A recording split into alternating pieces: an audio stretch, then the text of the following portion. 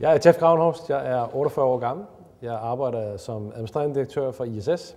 ISS er en virksomhed med 524.000 ansatte. Jeg har været i ISS i 9 år. De første 3 år var jeg i England. Siden har jeg været i direktionen, dels som økonomidirektør, dels som driftsdirektør og nu som administrerende direktør. De udfordringer, vi har haft primært, det var, at vi blev taget af børsen i 2005. Det næste har været, at vi har haft både et kæmpe boom i verdensøkonomien og en finanskrise i den periode, hvor jeg har været med i direktionen. Først så handler det meget om at skaffe medarbejdere til en af verdens allerstørste virksomheder. Vi er rent faktisk verdens 4. største private virksomhed i antal af medarbejdere. Sidenhen så var det selvfølgelig et spørgsmål om at manøvrere ISS igennem den økonomiske krise, som vi alle sammen oplever. Vi har nu en platform, der gør os i stand til at levere nogle unikke globale produkter. Nu overvejer vi at gå tilbage på børsen.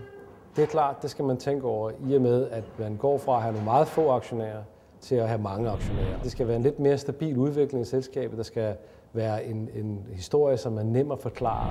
Jeg glæder mig til at deltage i Berlingske Saloner, og jeg glæder mig til at deltage i den strategiske dyst. Og for dem af jer, som har lyst til at være med, så glæder jeg mig til at kæmpe mod jer.